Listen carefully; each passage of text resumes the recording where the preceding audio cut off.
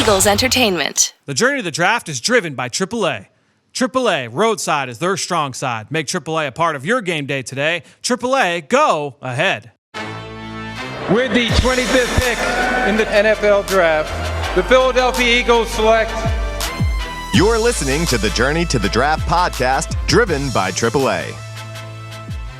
Welcome to the Journey to the Draft podcast, driven by AAA. I'm your host, Fran Duffy, and we've got a bunch of outstanding matchups to talk through. A crazy weekend of college football, some great games to break down, and we will do that coming up on the show. But first up, we're going to start things off with our Scout Stories segment, where this week I'm going to welcome back Eagles Southwest area scout Shawn Heinlen to talk about the evaluation process on Eagles safety Will Parks. Really some good nuggets there from Shawn in this breakdown of Will Parks coming out of college. So make sure you tune into that right at the top of the show. After that, we're going to get into this weekend's action with Dane, Brugler, Ben Fennell. It's time for Saturday Scouting. We're going to get our reactions for the return of Big Ten football, some outstanding games, outstanding finishes there in that conference, and obviously the other big thing, a crushing injury to one of the best players in the entire country. So we'll hit on that in Saturday Scouting, and then we're going to transition from there into On the Clock. Chris Mcpherson is back on the show once again to moderate that debate between Ben, Dane, and I. The topic this week, which safety in this class best translates to today's NFL? So that'll be the discussion there in On the Clock. After that, we'll wrap it up with a question from you at home in our draft mailbag segment. As a quick reminder, the best way to throw us your support is to go into Apple Podcasts or Stitcher, leave us a rating, leave us a comment. It's the best way to make the show more visible to others that are looking for NFL draft podcasts. Thank you so much to everyone who has done that. That being said, let's now transition to the top of the show. It's time for Scout Stories. Pull up a seat. It's time for Scout Stories.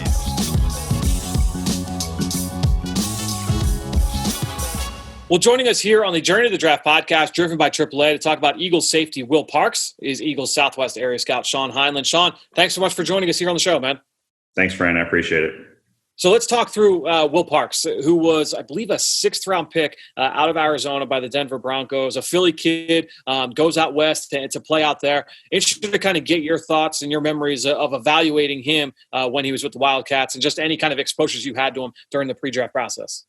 The big thing you remember about Will when he went in to visit the school was how much everyone in the building raved about him as a person. Like, he was team captain. He was a media day rep for Arizona. He was a leader through and through.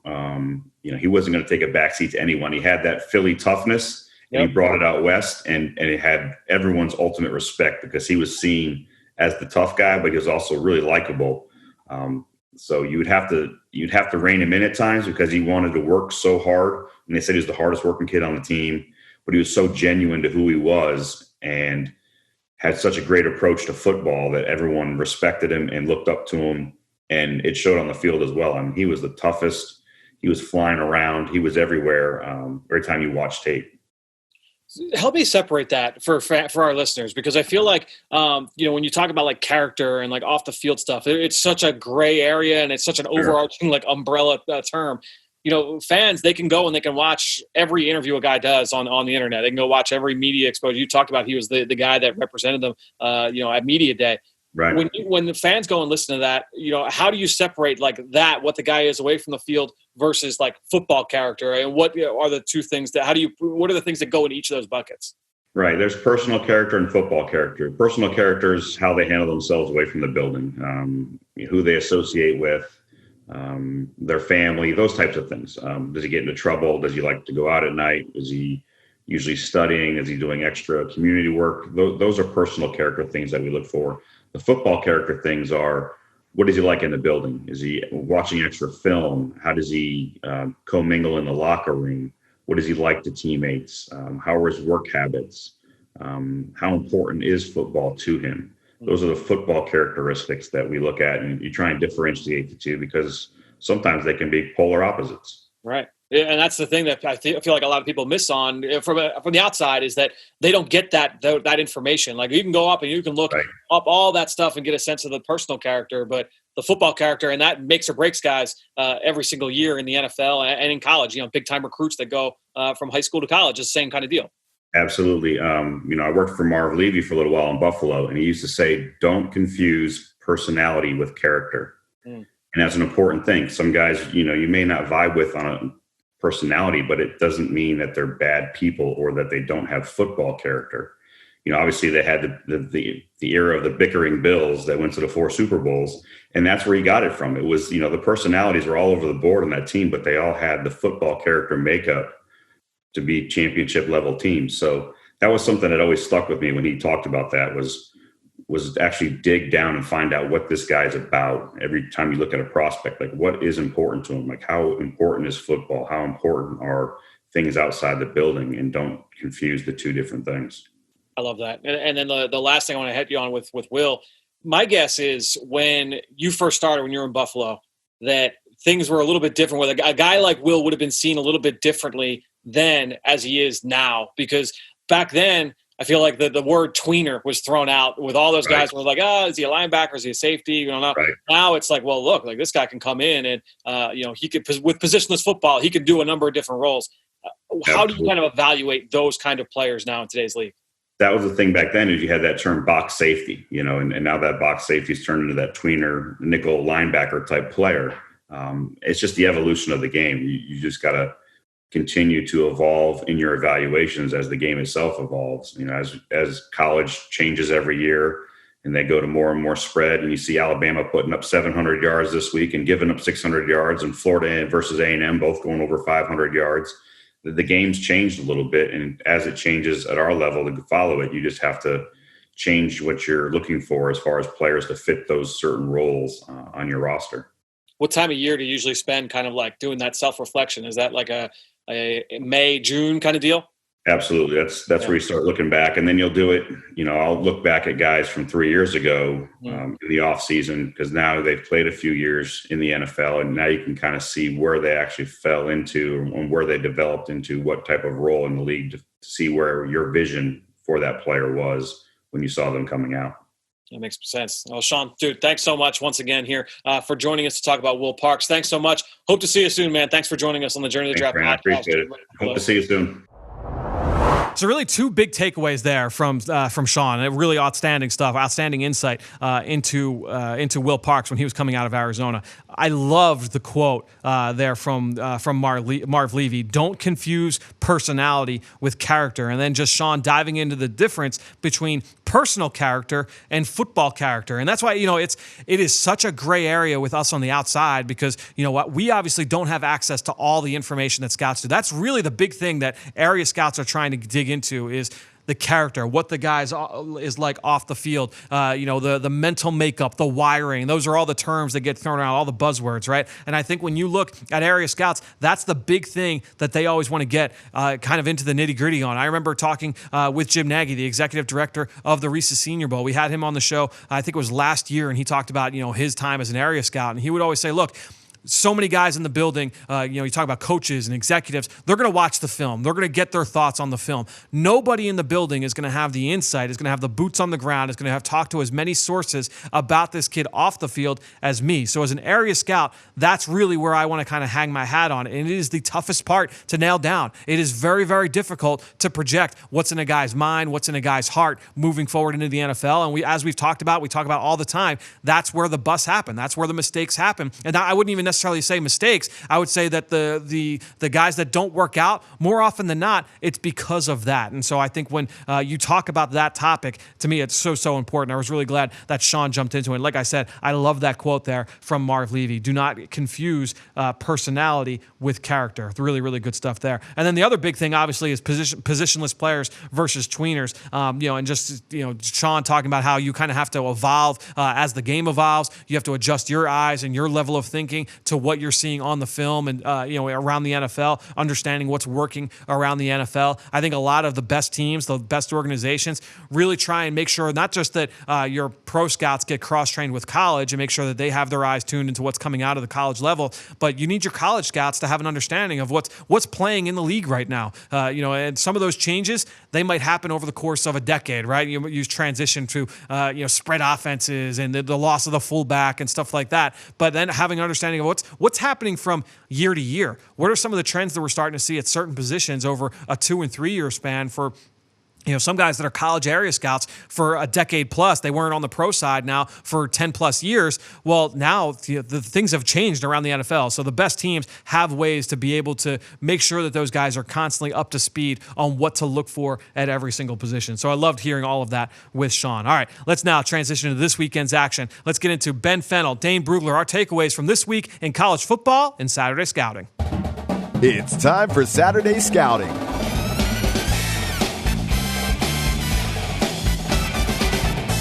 All right, let's transition into this weekend's buzz now. It's time for Saturday scouting as we welcome in Dane Brugler and Ben Fennell. Guys, let's start with the biggest news from the weekend. It impacts next spring's NFL draft. And look, this was a tough one, right? You lose one of the best playmakers in all of college football, a guy that we almost talk about seemingly on a weekly basis, and that's Alabama wide receiver Jalen Waddle. I believe it's a dislocated ankle and a broken ankle.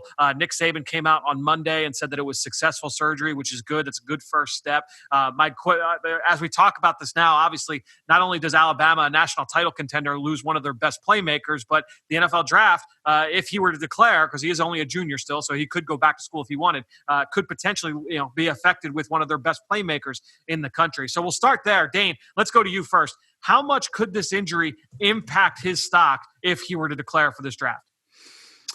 And it's funny because, like you mentioned, it affects Alabama, but just selfishly for us, Saturdays are going to be a little less fun with no Waddle out there. So it's too bad from that standpoint. But when it comes to his draft grade and his transition, I just think it's too early to make any definitive predictions because it just depends on his rehab and recovery. And I saw a lot of people tweeting over the weekend how, maybe he falls at a late first or maybe out of the first round altogether. And I think it's just ridiculous because if the recovery goes as planned, I absolutely believe Waddle's still in the top 15 conversation. Teams are still going to consider him in the early first round. And don't give me, he's never had 1,000 yards receiving in a year. And what more do you need to see from this guy to know he's legit? In the 4 games he played this year, we saw a player who expanded his route running skills, showed off his ball skills down the field. And that's just in addition to what we already knew. And he's an awesome catch and run type of player. So just a phenomenal athlete who is also a really good wide receiver. So, we can point back to several other players who dealt with injuries at the position. Corey Davis a few years ago, coming out of Western Michigan, he was unable to participate in the pre-draft process because of an ankle injury. So no workouts, no 40-yard dash. He still went 5th overall. So as long as the rehab goes well, the surgery went well, that's great. As long as the rehab goes well and the doctors are okay with what's the recovery and everything at the combine, Waddle's still going to be drafted high. So it just depends on the medicals right now.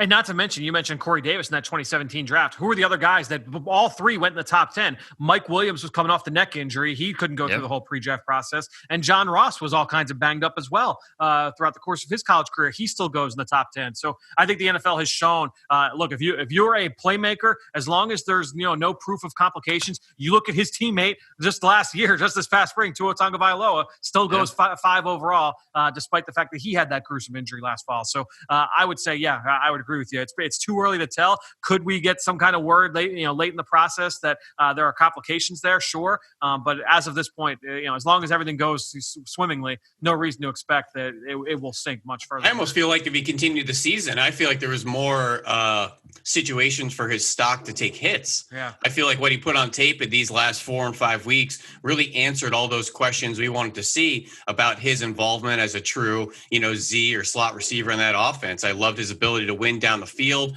at the catch point. Some really creative schemes from Alabama to get him out in space as well. We know the yards after catch opportunity. An NFL team can easily see how his ability can translate into an offense on Sundays. I think that through and through, the translation, the ability to put him right into an NFL offense, I think makes him a 15 to kind of 30 pick all day long. And if this had happened any other year, 4 games into a season, we may not have seen him against a quality defense. But keep in mind, we already saw him against maybe the best secondary in college football a couple weeks ago against Georgia. So being able to get that on film, certainly big as well for the evaluation. Now let's bring this back into Saturdays, Ben. How do you feel that this impacts this Alabama offense? I know you studied this group pretty closely on film over the last few weeks. How do you feel that this will impact them when you look at the roster and how that team is set up?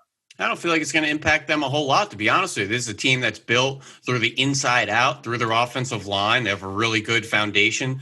They like to run the ball with, Najee Harris and Brian Robinson. Fran, let me ask you a question. Have you ever heard of Xavier Williams, Javon Baker? Yeah, no. Exactly. There's a couple 4 and 5 stars just waiting for some snaps, behind Devonta Smith and John Metchi III, no question. Who's really kind of came out in this year. They don't involve the tight ends a whole lot, but I think you're going to see some more 2-back sets with Robinson out there with Najee Harris and next man up at the receiver position, just like we've seen in the past from Alabama, or at the quarterback position. It's next man up, and that's always kind of an exciting proposition because there's usually somebody, on that 2 or in the 3 in the depth chart that also has some ability. And I'm glad you brought up John Metchi. I mentioned him a couple weeks ago here on the show. This is a guy who's definitely had a little bit of a breakout here this year as their third target in that offense. Now him jumping up to number 2. Metchi, I think, will be more of a household, wide-known name, I think, moving forward. And Fran, let me just put Alabama offense to bed real fast. Landon Dickerson had a slide over for 31 snaps at left guard last week for Deontay Brown.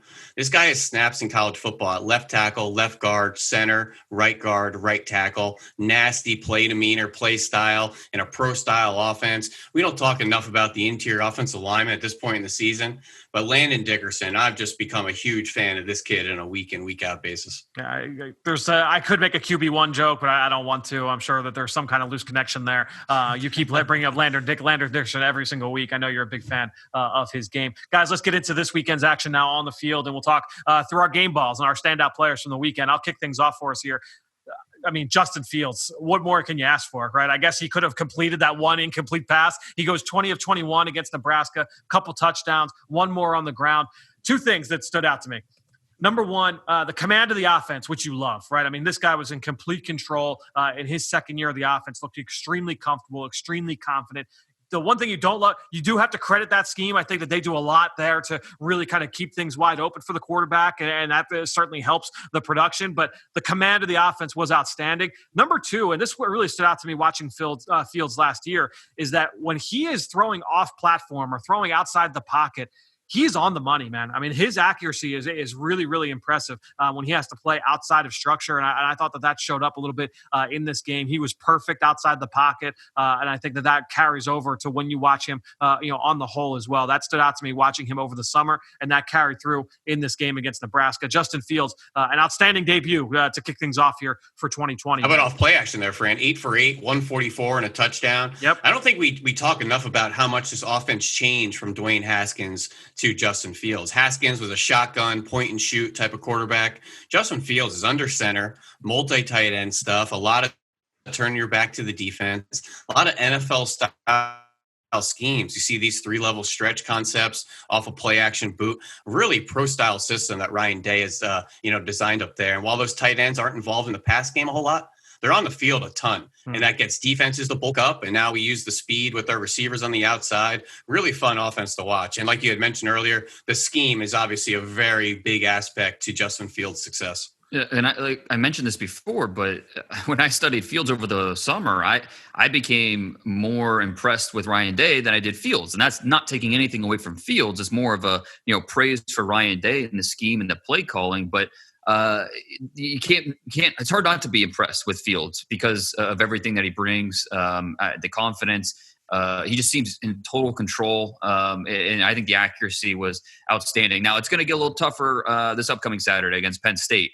It's a night game. Obviously, that means a little different now. Playing at Penn State at night, without the fans there, doesn't quite mean as much. But still, that defense, even though it came in a loss in a crazy game against Indiana, that Penn State defense did a lot of good things this past weekend. So, really looking forward to see Fields go up against that Penn State group on defense. So we'll start with the Ohio State quarterback, and we'll transition now to the Michigan pass rusher, and we'll stay with the division rivals there. Dane, give us your standout game ball here. Michigan's D-line, they just teed off on on Minnesota and their offensive line. In all fairness, the Gophers, they were reshuffled things. They were missing their top lineman, Fale, at right tackle. So they had to reshuffle things on that offensive line. But I don't know that it would have really mattered. Kwity Paye, he just took over in that fourth quarter. 3 tackles for loss, 2 sacks, all in the same series within 5 or 6 plays. He put an exclamation point on that Wolverines win. He was kind of, to use a baseball reference. They brought him in as the closer to just shut that thing down.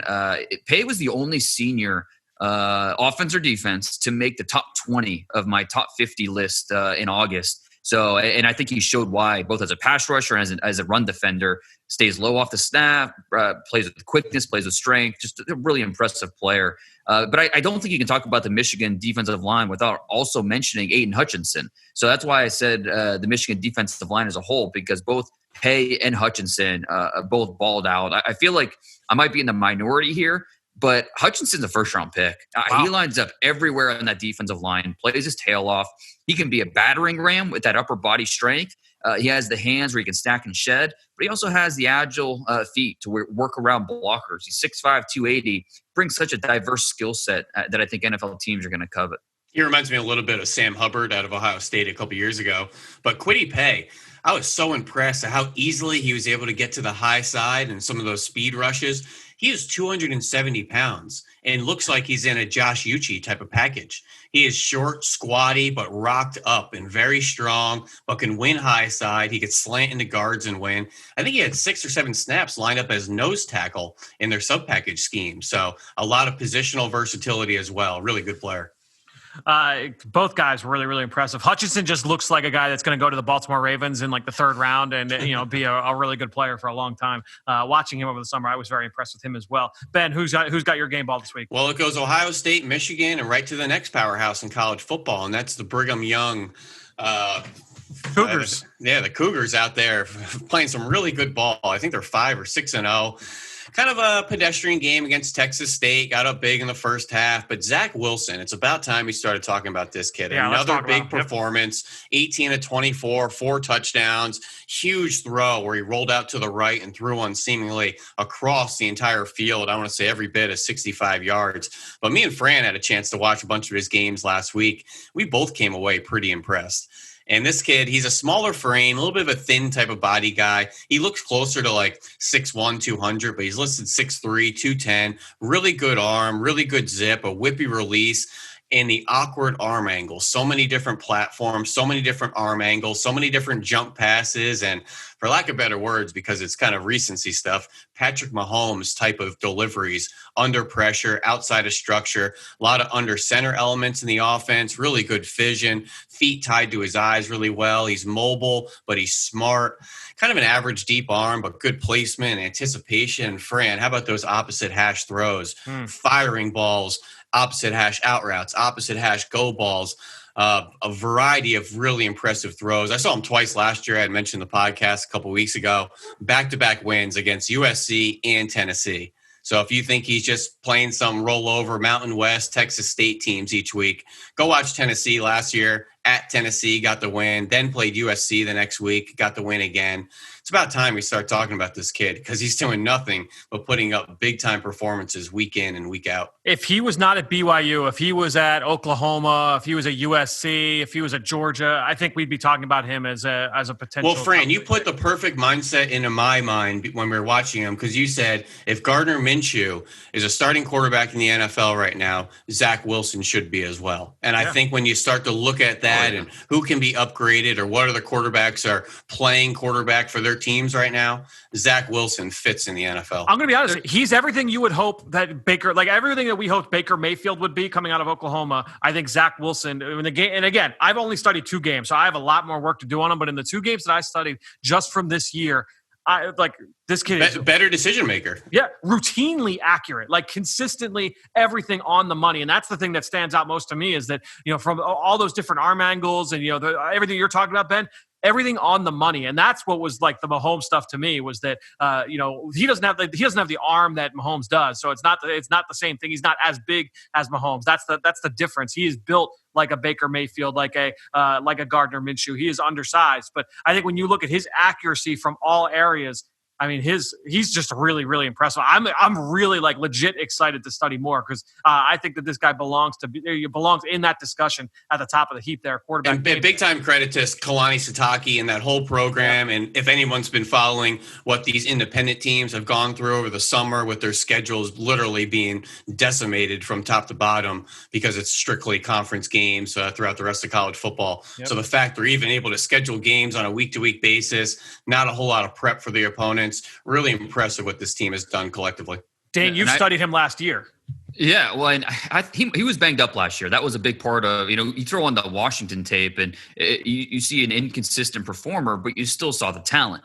This year, he's healthy and he's playing a lot more consistent. And, I tweeted Saturday night after that first drive, it's just, okay, NFL throw after NFL throw. And, of course, you get the responses, oh, it's Texas State.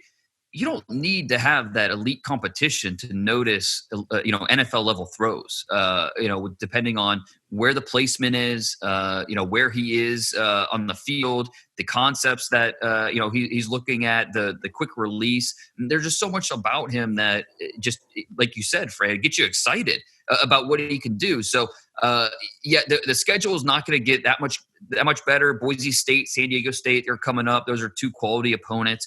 But at the end of the year, he's not going to have that elite competition on the schedule. And, it's kind of like Trey Lance. It's a different type of evaluation you have to work around. That doesn't mean he's not a very good player. It's just, you have to, maybe connect the dots in a different way. So I'm with you guys. I'm a big Zach Wilson fan, excited for, kind of what his future holds.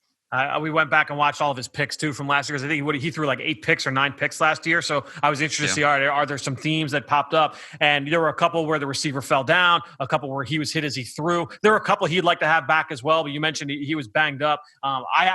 Any issues that he had last year, I did not see them in the 2 games that I studied. So I'm excited to do more work. I'll just say on the small sample I've seen, that kid. And Dane and Fran, that whole who did they play? That whole opponent narrative.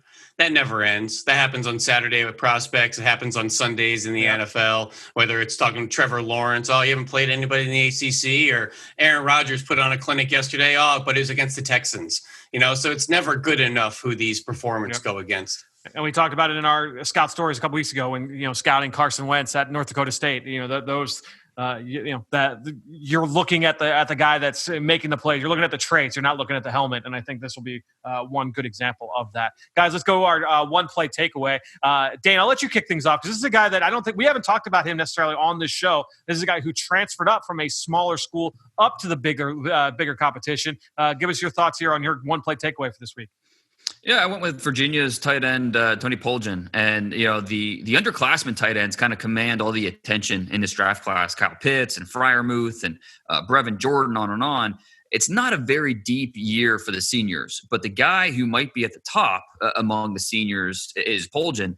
And to see why, just check out his touchdown against Miami in the first quarter on Saturday. Tremendous body control to make the grab along the back line of the end zone. And somehow he snuck his foot in there while he was being forced out by Bubba Bolden for the Hurricanes. Just a really athletic play for 6'7", 265 pounds.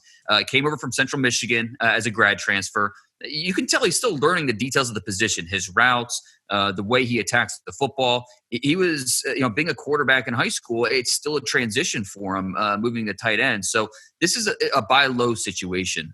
You're betting on his size, the raw skills. I don't think he's going to be a top 100 pick, but depending on how he tests, he could be a 4th or 5th rounder and a guy that you look to develop as a kind of do everything tight end whose best football is in front of him. He really reminded me of Jesse James when I watched him last year. Outstanding hands, like great ball skills. And I think they showed up on that play for sure. Ben, who's your one play takeaway here? Hey, Dane, I actually thought that was interesting perspective because Poljan played Miami last year as a member of Central Michigan, comes over to Virginia, sees Miami again. So just interesting just to be able to watch him in 2 offenses there. But I was really impressed watching this Notre Dame Pitt game on the weekend. Obviously, I was watching the Pitt O-line against the Notre Dame O-line against the Pitt defensive ends. But Jeremiah Owusu-Koromah, his interception down the seam against Pitt, very, very impressive. This is going to be one of the bigger risers across college football through this draft season. Safety, linebacker, hybrid player, great blitzer. He's kind of that detached player playing out in the slot, coming in, supporting the run. But his ability to cover against tight ends, slot receivers, his ball skills, his athleticism, I felt it was all on display on that interception there. It was just a freak play you don't typically see in the middle of the defense in college football from linebackers and safeties. Some corners can make some eye-popping plays, but for him to turn and run, find the ball, stretch out down this vertical seam route, really impressive. And you can see how that translates to the NFL, where you see a lot of number 2 and 3 in the offenses trying to stretch vertically against safeties and linebackers. They have to be able to turn and run. You got to get your head around. You got to find the ball. He looked pretty good on that play there, Fran. I wasn't sure if you got your eyes on it. I saw the play. I saw the highlight. I didn't watch the full game. I'll tell you, like, what's interesting is that he's a profile of a guy that you usually have questions about. So I'm interested in the fact that you really like this kid. Well, I think he fits today's NFL. And, I don't think people want that small nickel player anymore. You want that big nickel, that third safety that isn't a liability in the run, that is still athletic, that has speed, that can cover that second tight end and still blitz and give you good run support. Just going to be really interested to see, what teams covet him and how they envision him, being used. I'm not one of these guys that's going to put all these hybrid safeties at will linebacker. I think there's a spot for him as a safety. So that's what it is. That's what it is. So you like him as a safety, not as a linebacker. Correct. Yes. Got it. Okay. That makes sense. All right. For my one play takeaway, guys, I'll tell you what. I watched that whole Iowa State, Oklahoma State game, 3:30 on Saturday, and I was, big game for the Big 12. I was just interested to sit down and just watch that whole one. Chuba Hubbard had a big play that I was excited to break down. And then after that game, I'm kind of going through the different highlights from around the country, and I see this throw from Liberty quarterback Malik Willis, who had 6 touchdown throws on the day, and then he ran in for another one against Southern Miss. This 39-yard touchdown on the post route. Did you guys see this throw? I mean, absolute dime. Put it on a rope down the chute between the hashes in stride. This is an Auburn transfer. He's a little bit on the smaller side, 6'1", I believe 210. Obviously, he's putting up big numbers in that offense with Hugh Freeze, but when I saw that throw, and I was like, well, add him to the list. Like we got to get eyes on this kid very, very soon. He's only a 1-year starter. Obviously, just made the transfer last year, so he sat out all of last season. We didn't get to see him throwing passes to Antonio Gandy-Golden, but watching him, seeing the highlight from that play there, guy we are definitely going to be taking away, or going to be watching here moving forward. He saw the field a little bit at Auburn too while they were going through some of those quarterback dysfunctions. He did, but I'll tell you what, like that throw just like kind of made me sit up my chair. I was like, oh, all right, that's a legit like wow throw there from Malik Willis from Liberty. All right, let's go to our down the road guys here. Dane, I'll let you kick things off here. Who's a freshman or a sophomore to file away for the future?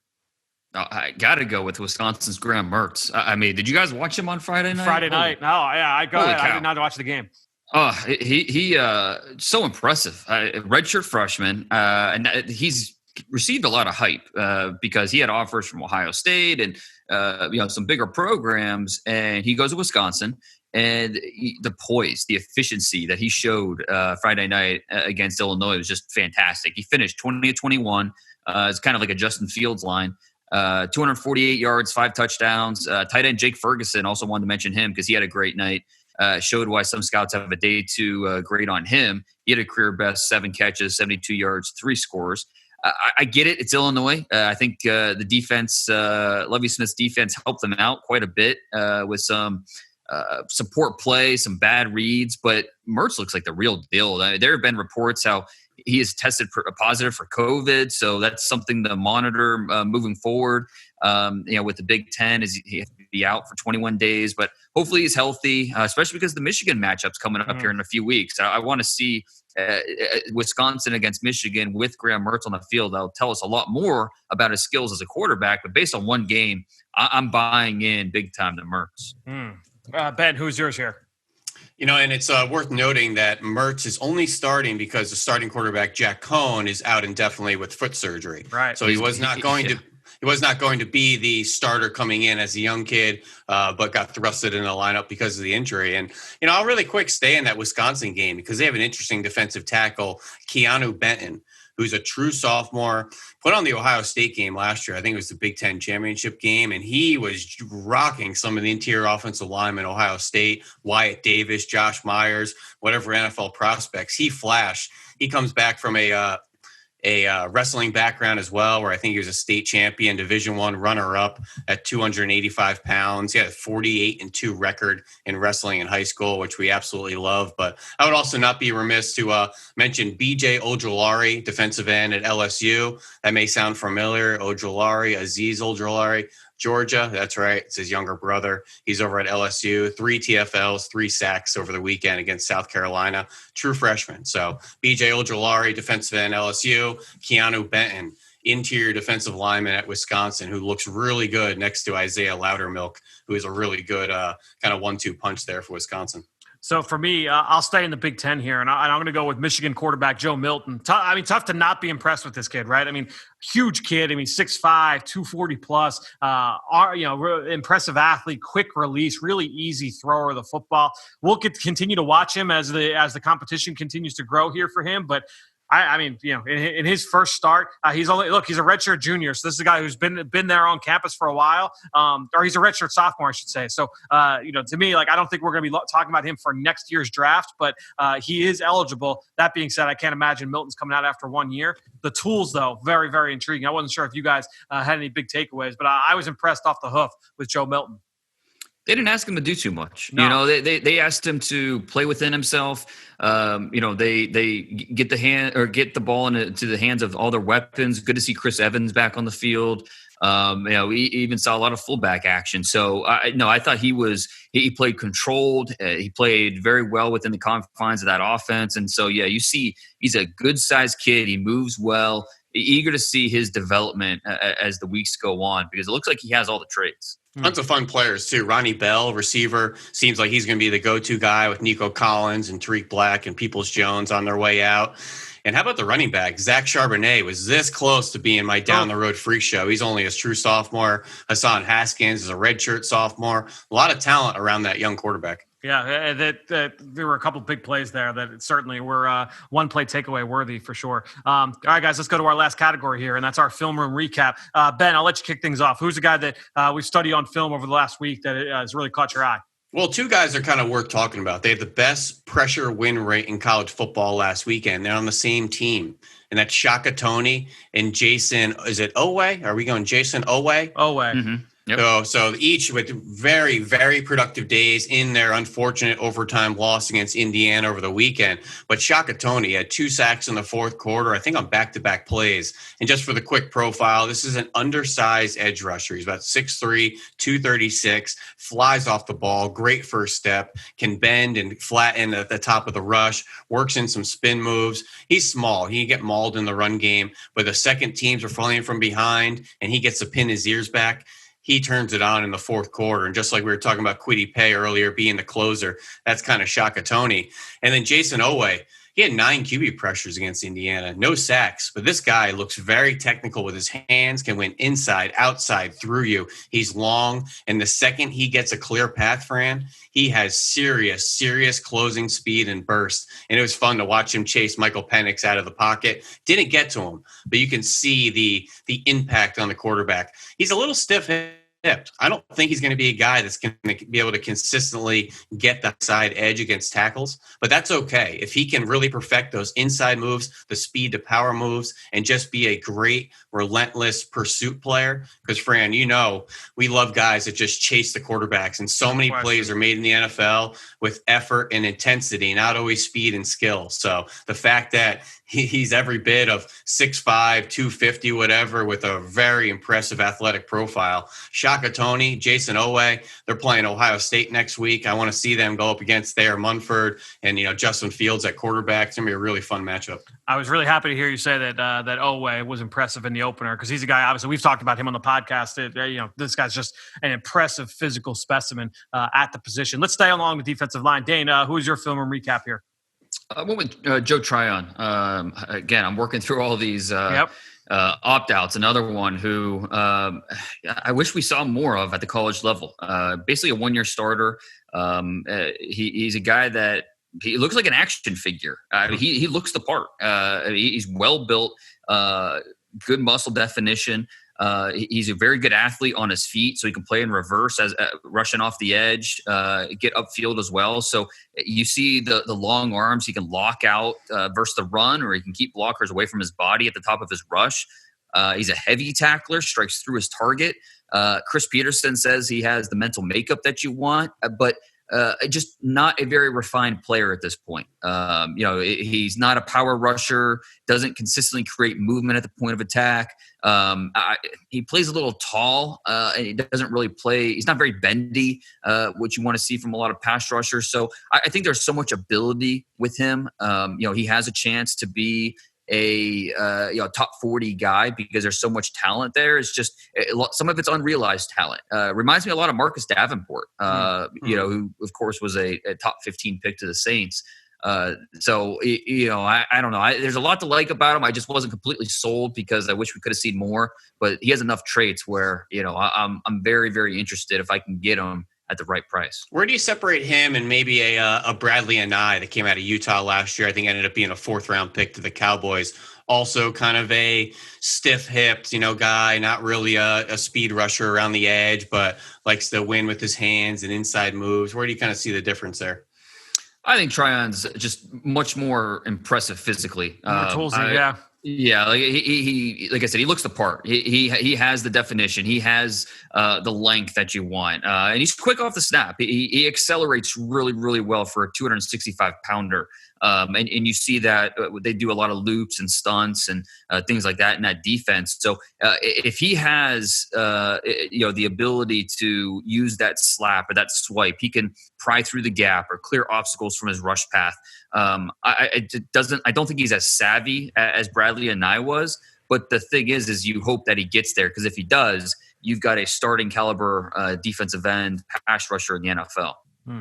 So I'm going to go with the running back position, guys, and a guy that has been brought up a couple of times here on the show over the last couple of weeks just by some of our guests and Mr. Relevant, and that's Virginia Tech running back Khalil Herbert. He first popped on my radar a few weeks ago. Jim Nagy had kind of brought him up as a guy that really kind of outplayed himself into the Senior Bowl radar. This is a transfer from Kansas who was a part-time player with the Jayhawks over the course of his career. I think he started a couple games very early on, and then when Puka Williams showed up, he kind of became the second guy in that backfield. 5'9", 212, so short, but he's pretty thick for that size. When I look at Khalil Herbert, and he's the starting running back for the Hokies, who I have not watched so far on TV, and that's why he wasn't really necessarily on my radar. Guys, this guy is really impressive. But it's not like from a physical standpoint. He's not like super explosive. He's not super twitchy, but he's smooth in and out of cuts. He's able to gear up and gear down on command. His contact balance is really, really impressive. I really like his vision approaching the line of scrimmage, and then his vision out in space, his decisiveness out in space is really, really good. He runs behind his pads consistently. Arm tackles do not get him to the ground. I just look at this kid and I'm like, he's made for the NFL. Like, he's going to step into the league and play a role right away. Now, is he going to be a full 3-down player, primary ball carrier for an NFL offense? I don't necessarily think so. I think he's probably, for the couple games that I've studied so far, I do feel he's probably more in that like 3-down backup kind of role. So, but from a build standpoint and a skill standpoint, a guy that's kind of jumped in the limelight over the last few weeks here in the NFL has been Mike Davis with the Carolina Panthers, stepping in for Christian McCaffrey. I look at Herbert as having a lot of the same skills that Mike Davis has, and I feel like he could kind of come in. He's been a nice backup in the league for a long time. Now he gets his shot in the Carolina offense, and he's done a lot of really good things with that opportunity. So I look at Khalil Herbert, and I think he's a really nice player that I think is really going to stick in the NFL. It's just a matter of what is the upside there. He's been extremely, extremely productive over the course of the first part of the season. Excited to see him continue to follow that up. You guys have talked about that Virginia Tech offensive line, and I did study them while studying Herbert. But this kid really, really kind of caught my eye as a guy that I think projects very well to the NFL. He leads college football, Fran, with 5.8 yards after contact per attempt. That shows up. Well over 6 for most of the season. He was at 6'1" before last weekend. He took a hit down to 5'8" right now, but still leading college football. 5.8 yards after contact per attempt. Just think about that for a second. That's a wild number. Yeah, I was surprised when I expected to see like a more explosive player when I watched him, considering the production. I don't think he's that, like kind of like you were saying, but his ability to kind of weave through the defense is really impressive. He's not that start-stop athlete, but he's more of a punch the gas and swerve to miss everything in his path. And if he, makes contact along the way, he'll run right through it. So he's a really impressive guy who gets his production maybe a little bit differently than I had thought. And they love him in the screen game. And the way Mike Davis is used with the Panthers, also throwing it to him out of the backfield, just like Christian McCaffrey. That's a great comp there, Fran. I see that almost to a T. Yeah, and he was a high school teammate of Devin Singletary down at American Heritage High School. I think they're kind of similar players too, right? I feel like when you look at Herbert, I feel like that's kind of the range. Singletary went, mid-third round, right? Something like that. I think when you look at Herbert, I feel like he's that kind of play, mid-round, round 3, round 4 would be my best guess. Because he's not, he's got, I don't want to say he's not a plotter. Like there were plenty of times, and I remember I was watching him, and Ben, we were watching him together, and I was like, he's got a little bit of juice. Like he can get to the sideline. He's just not going to wow you. But I don't think he's going to blow up the combine or anything. But I think that this kid is, he's really impressive on tape. I really enjoyed watching him. Really fun player. Excited to do more work on him. Well, guys, we covered a lot of players once again here today, but we are not done. As I usually say, we've got 3 more guys to cover. It's time now to go on the clock. On the clock. All right, we're back here for another segment of On the Clock as we welcome in Chris Mcpherson. C-Mac, back for a fun one, man. We've got, it's a little bit of a tight race here. Ben stealing the win last week. What are we at? Dane's got 3 wins, and Ben and I each have 2. So we've got a tight one here. And hopefully you guys will be happy with the result. It's like, even if I give you guys the win, you guys earn it all. But I hear some complaints that it's like, Fran can't count the right amount of victories. Ben thinks it's a pity one. Dane has to whine and complain. So, it's like every week it's something different here. So hopefully we'll all be happy with the outcome today. No question. Well, as I mentioned at the top, the topic this week, which safety best translates to the NFL? So the order we went in this week, Ben got first pick, I got second pick, Dane got third pick. So with that being said, Ben, we'll let you kick things off here. Who's the safety that you feel best translates to the NFL in this class? There are so many guys to choose from. It's an interesting safety class. It really broke my heart, C-Mac, to not go with Dwayne Johnson Jr. at San Diego State. I know you have a little bit of a love for The Rock. I thought I maybe could get in your good graces going with Dwayne Johnson Jr., but could have. We're going to go with a kid that reminds me a ton of the ball-hawking, playmaking safeties in the NFL, Budda Baker and Tyrann Mathieu. There are no bigger playmakers at the safety position in the last 5 years than those 2 players. And I got another player in the exact same size, height, weight, speed, build type of package. And that's Andre Cisco at Syracuse. This kid's a absolute ball-hawking playmaker on the back end. He was ACC Freshman of the Year 2 years ago. In those first 2 years up there in upstate New York at Syracuse, he had 12 picks.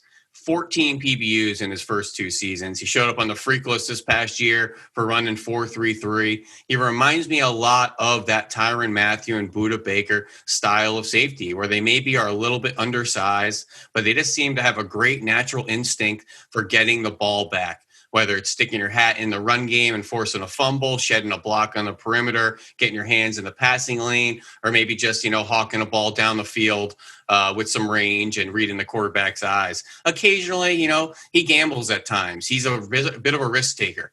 But for every risk he takes, he makes big plays for you. And that's what you want at the safety position in the NFL. Guys that are going to get the ball back for you and make impact plays for you.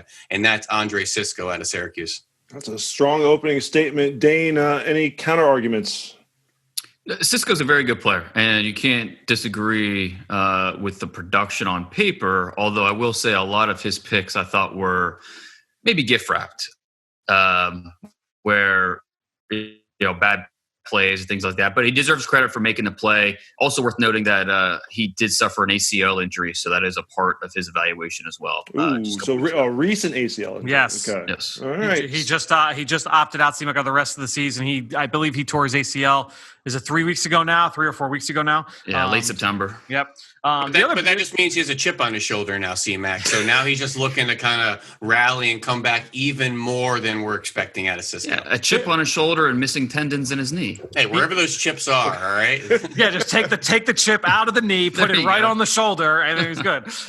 Look, to me, the big thing with Cisco is in today's NFL with, the perimeter passing game and jet sweeps and screen games, I mean, tackling at the secondary is just so important. And I look at Cisco coming into the year, and this is per PFF, he had 152 tackle attempts, 23 misses. I mean, that's a crazy high number. And to me, like that's the big question mark I have about Cisco is he's got to be much more consistent coming downhill and finishing. And that's why for me, like the guy that I wanted to go for is Hamza Nasruddin, the safety from Florida State. Now he's a rising senior. He's a 2-year starter. This kid is a explosive heat-seeking missile coming downhill at 6'4", 215 pounds. I mean, he is a big kid and he is a locomotive in the alley, man. I mean, he comes down and will lay a lick on ball carriers. There are times where he will go for the big hit instead of wrapping up, but he is much more consistent to me than most of the safeties that I've studied in this class. He will come down and finish, and he's got the play strength to be able to do so consistently. There are some people, because of his tackling ability, that will say, well, this kid's probably a linebacker at that size. But then I see his athleticism. And as I mentioned, this kid is an explosive athlete. He eats up ground so quickly. He can play sideline to sideline. I've seen him make plays outside the hash. He'll come downhill and play man-to-man against a tight end. He'll come down and play man-to-man against a back. So I think he's got some interchangeable skills in his repertoire, and that he can do a lot of different things on the back end. And I think that's the big thing, right? Everyone is now talking about positionless players and being able to do all kinds of things. This is a guy who's shown that he can come from depth and finish as a tackler. He can play on the back end in zone coverage. He can play man-to-man against the backs and tight ends. He can also come down and defend the run close to the box, right? He can work in traffic and be able to work that way. The big thing, he's always around the football. I mean, it stuffs the stat sheet. Last year, it wasn't just interceptions. He led the team. He had over 100 tackles last year. He had a sack. He had forced fumbles. He had 2 picks, 3 pass breakups, quarterback hurries, fumble recoveries. I mean, he is always around the football. Between his versatility, his explosive traits, his violence, I just look at this kid, and also as a blitzer as well, he'll come after the quarterback. I just look at his skill set and say, man, like this guy has a lot of the qualities that I look for in today's safety in the NFL. I'm waiting for Fran to pull out. When I talked to Cam Akers at the Combine, he said that Hamza was the I don't even need to do that because we just know, look, the best player going back to Florida State is Hamza Nasruddin. I mean, we don't even need to have those conversations. Hey, Fran, what's Hamza done this year so far? Well, you know what? He's been a little bit banged up. He's coming out. That was the thing, C-Mac, is that he had the knee injury last year, right? So he is the year removed from the knee. So he had it at the very end of the season last year. A little bit slow to bounce back this year in terms of the health. He missed week 1. And then he's been kind of in and out. He's been banged up a little bit this year. But to me, you're looking at the overall traits and the body of work from what he's done over the course of his career. I think that his traits best translate to the league. Listen, C-Mac, he's long, he's rangy, he's athletic. He's really kind of a skinny version of Isaiah Simmons coming out of Clemson last year. But these style of players typically aren't the bona fide playmakers in the NFL. These longer, power forward, small forward type of guys that are a little more upright with some length. They don't have a whole lot of twitch to their games. And if you look at the guys making the big plays at the safety position, typically the smaller, spark plug, explosive, get from point to A to B in a hurry type of players. So I think there's a bit of a buyer beware. While Hamza looks really good and he's long and he's lean and athletic, I don't know if that style of player has really made a lot of those impact plays at the next level. But how different is he, from a physical standpoint? I mean, he's listed 6'4", 215, but let's say, for instance, he comes in a little bit smaller than that, right? Let's say he's 6'2" and change or 6'3". Dane, you probably have the exact measurements on him. But how different is he when you're talking stylistically from Derwin James, from Keanu Neal, from Jamal Adams, Minka Fitzpatrick. You can go down the list. There are guys that are that build that have come. Landon Collins, Kareem Jackson is a long corner that has made the move over to safety. I think there are guys in the league that have that skill set. And I look at this kid and say that the sky is very, very high. The ceiling very, very high for what he can do. There were some big safeties who came out of last year's class. Jeremy Chin, Kyle Duggar. Does he fit into that type of style? I think with those guys, with Isaiah Simmons and with Jeremy Chin, I think with all those guys, the big thing was their versatility. You saw them used in those ways. I would say of the group, and guys, I don't know, correct me if I'm wrong, he's probably closest to Duggar in terms of usage, right? Right. Yeah, he can play in the box. He's not the premier athlete that Chin and Simmons, those guys. He's probably a 4'6" athlete, which isn't bad. I've got about official 6'2.5", 212. So right. Yeah, right around that range. But I mean, back to the injury stuff. He hasn't played. He and I have the same number of snaps this year, and that's kind of what I'm worried about with Nashville, Dean, is just what's going on with the medicals. I want to see him back on the field, and it's been a struggle for that to happen so far. I mean, they're doing the right thing, not rushing him back, but at some point you have to wonder, okay, is there more with this injury that maybe we don't know about? All right, Dane, are we saving the best for last year? Of course. And of course, I'm not going to say someone that's been banged up because I want my guy on the field. So listen, the safety position is difficult at times to evaluate because you have to understand what they're being asked to do within the confines of that specific scheme. But there are just certain traits that jump out at you. Range, athletic ball skills. That's why I chose TCU's Trevon Moehrig as my pick for the top safety that translates. He covers so much ground. Smooth hips, athletic transition skills. I love his ability to cleanly redirect, carry routes all over the field. He gets his head around, turn, locate the ball, make plays. Some of it, some interceptions, like I mentioned with Cisco, they're a little bit gift wrapped. You put on the TCU tape, and it's Moehrig creating that ball production. And I mean, unsurprisingly, he was a former receiver and corner in high school. So you see that body control. You see the hands to do receiver things down the field. Last year, 15 passes defended, 4 interceptions. On Saturday against Oklahoma, he had several key breakups on money downs. He had 3 passes defended against the Sooners, one of the highest graded players from the weekend. When you watch Moehrig play, you see flashes of Eddie Jackson with the Bears, a very opportunistic player with the athletic traits to make plays all over the field. Ben, I know that you've done Moehrig. What were your takeaways from watching him on film? Well, he's a really interesting safety with good size and a coverage pedigree. He looks like he's very smooth in his pedal, turning and running. He looks like more than comfortable to match up against some smaller slot receivers, in addition to some taller tight ends and kind of those move tight ends that you'll see out and detached in the slot. I was really impressed with him and Ardarius Washington and their coverage skills on the back end of that TCU defense. But I just don't feel like he made enough kind of impact plays down in the box, supporting in the run. I like him on the back end and getting the ball back. I didn't feel like he covered a whole lot of ground on the defense, kind of a segmented coverage matchup guy, but he does a really good job doing that. That scheme has always been really tough especially when you're looking at the safety spot because, they're an operation where the front and the coverage operates completely independently of each other. They play a lot of split safety.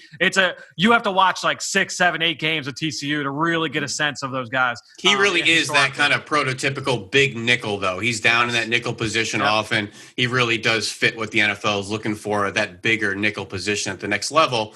Now, whether he's that premier safety playmaking ball hawk with the rest of the guys in the class, that's kind of what we're trying to sort through right now. And he made the freaks list as well, not only for his athleticism, but for his strength. 400 bench press, a guy that can get physical, and he's got a 38-inch vert. So I think he's going to check a lot of the boxes at the combine. And Dane, I think it's pretty rare to see the freakless guy with all the weightlifting stuff and no speed metrics. Typically, you have a impressive 40 with some workout numbers, particularly from TCU, and they always have big off-the-field workouts in the summer. Kind of interesting to leave a 40-yard dash time out for Moehrig, kind of questioning what he's going to run.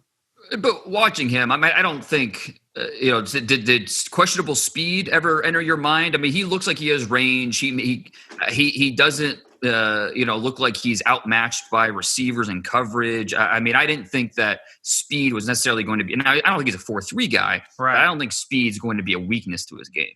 Well, my guy runs a 4.33 official, laser timed on whatever knee and ACL you need, CMAX. If you want one of these, dime linebackers to go down into the box because he can't run on the back end, maybe he's the guy for you. But it's just a spirited discussion. Great points, great counterpoints, great counter arguments. Ben, I'm going to give it to Andre Cisco. We're talking about whose game best translates here. Okay, so we don't necessarily have to factor in the medical, in my estimation, as the judge here. If we're just talking about what we've seen on the field and as it's going to translate to the next level, let the draft evaluators, let the GMs worry about the medical and all that stuff. So, I just want to figure out what these guys are going to be like at the next level, and envisioning a guy who's going to be a playmaker on the back end of the defense. We don't need the bigger guy as much anymore. You don't need an enforcer, so to speak, but someone who has enough pop, even though there's some questions about the tackling ability. Still some very good counterpoints as well. But CMAC, for all our draft listeners and you as well, go back and find Dane's report on Tyrann Mathieu a couple of years ago, or whatever scouting reports out there. You're going to see in the weaknesses questionable tackling ability, inconsistent coming downhill, very similar type of concerns about Budda Baker coming out of Washington, similar concerns then about Andre Cisco coming out of Syracuse. Put him on the NFL field, we make plays, and we never really have those concerns about the missed tackles in the alley. So that's what we're looking for, a playmaker. Ben, I already was giving you the win. Okay, we don't need to go. But did I mention he was on the freak list over the summer, CMAC, for a 4.33? Did he happen to show up on QB1 on Netflix in it by any chance? It's funny you mentioned that great program, Fran. All right, well, guys, this was good. Ben, you get another win, so we got it tied at the top, and I'm riding the caboose here by myself. We'll see if I can tie it up here next week. CMAC, Ben, Dane, thanks so much. We'll talk to you guys soon. Before we continue with this episode, it's really important to me that I talk about voting. Now, depending on when you're listening to this, we're just 1 week away from Election Day, and I've talked about mail-in voting and the things you need to do to get that done safely and efficiently and effectively. Now, let's talk about in-person voting next week. First things first, more so this year than any other year, you need to confirm your polling place, and you can do that at gettothepolls.com. Again, that is gettothepolls.com. The reason why it's more important this year than others, if you voted back in the spring during primaries, you may remember that a lot of polling places got consolidated because of COVID-19. That may be happening once again in your district. It's going to be the case in a lot of areas. So just to be sure, make sure that you know where your polling place is for this election. Now, when you do go to vote, make sure that you give yourself plenty of time. You do not know what crowds are going to look like when you go out to vote. So make sure you give yourself a little bit extra time than what you think. Next up, obviously, remember to social distance. Wear your masks. Stay at least 6 feet away from other people whenever possible. Not all states are going to make masks mandatory, but please, it's better to be safe than to be sorry. Remember that masks are not just for you, they are for those around you. You're going to be voting around seniors and people with pre-existing conditions that make them more susceptible to a serious symptom of COVID-19. So please wear your mask, wear it correctly, cover your nose, all of those different steps. Now, next up, once you get to the polling location, make sure you use hand sanitizer before you touch every surface. However, do not, I repeat, do not use hand sanitizer on the voting machine itself. Count on your poll place workers to keep those machines clean, but if you put hand sanitizer or soap on the machine, you could cause it to malfunction. So please, please, please do not do that. Avoid touching any surfaces that you don't need to. If you're worried about touching the voting machine, then you can put on some gloves. You can bring a napkin with you to cover up your fingertip when you go to push the buttons in, but do not put any kind of hand sanitizer or soap on the machine itself. Then above all else, please, just be smart, be safe. Remember, 100 million eligible voters did not participate in the general election 4 years ago. Please do what you can to help lower that number. It is all of our civic duty to make sure that all of our voices are heard. Get out and vote on November 3rd. Now it's time to hear from you, the fans, in the Draft Mailbag. All right, so as I said at the top of the show, the best way to throw us your support is going to Apple Podcasts or Stitcher. Leave us a rating and leave us a comment. If you leave us a question, we will answer it here on the show. And that's exactly what we've got from the Scouts Doubt, who went on to our Apple Podcast page, left a 5-star review with this question. Said, hey, Fran, I asked a couple of weeks ago about where Trevor Lawrence and Carson Wentz ranked in your all-time quarterback evaluations. Are you, Ben and Dane, able to do the same with other position groups and where any other prospect from this year may fall or at least get close to the top of? So, first of all, all, it's a great idea for a future segment. So I will tell you that I've got that in our notes to potentially use moving forward as a weekly segment, whether it's in the in-season or in the off-season. Really appreciate that idea. That's a great call on your part. Look, I'm not going to ask those guys to do that on a weekly segment right now, especially as we're in the thick of the season. I want to maximize the time I've got with both Ben and Dane. I will say though, I'll throw you, I'll jump into my thoughts on a position, and one position I'll pick is the off-ball linebacker spot because look, in this draft, there's at least 2 elite players based off my own film study, and I think when you look at Penn State's Micah Parsons and Alabama's Dylan Moses, from what I saw from them in the 2019 season, I have not done 2020 film yet on Dylan Moses, who actually his evaluation goes back to 2018 because he missed all of last season. So I have not seen Dylan Moses now in a couple of years. I know he's had some struggles so far, but what I saw from him early on,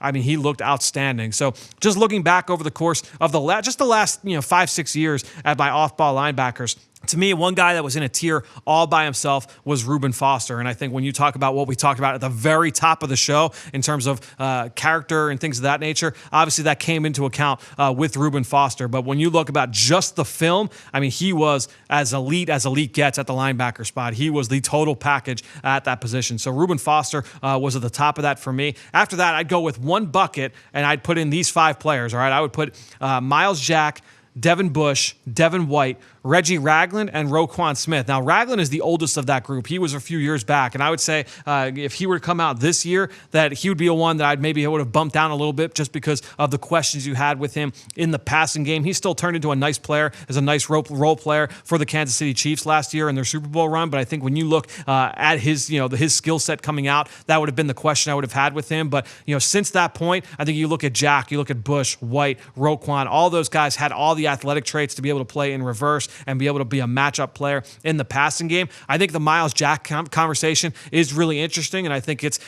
translates well as well, looking at Isaiah Simmons and some of the troubles he's had so far in Arizona to get on the field. We talked all about with Jack, he can line up anywhere. He's a positionless player. He can do this. He can do that. I think when you look at those guys, at the end of the day, you still need to be able to play one position. So, while he was able to kind of wear a lot of different hats, what could he do, number one, very, very well? What did you know? This is what he can do right out of the gate. And that, Jack has turned into a nice player. He's a solid starter. I don't know that he's quite the player that people imagined he would be coming out. He fell in the draft due to injury concerns, ended up going early second round, but a lot of people felt he was a top 10 talent in that draft, and I was one of them. I was on board with Myles Jack, but you look at Devin Bush, Devin White, both those guys have turned into absolute studs for their respective defenses. Roquan Smith starting to turn it around a little bit in Chicago. And then a guy that would be just outside that for me was Jaylen Smith coming out of Notre Dame. The injury obviously was the reason why he was not in that upper group. But, you didn't know what Jaylen Smith was going to be after that devastating injury with nerve damage and things of that nature. He's turned into a nice player. To me, I think you would look at that second bucket, that big one with Jack and Bush and White. That's where I think right now I would have Parsons and Moses. Not having done any of the off-field work on those two guys, just knowing what I've seen on the film, both those players are outstanding physical talents with great skill sets that translate very well to today's game. So that's kind of how I would position all of those guys. So Scout Stout, great question. Really appreciate the idea for a content piece. I'm sure we will be doing that in the coming months right here on the Journey to the Draft podcast. Really appreciate everybody that is tuned in this week. We'll be back later this week to preview all the biggest matchups here coming up this weekend in college football. Until then, we'll talk to you next time right here on the Journey to the Draft podcast, driven by AAA.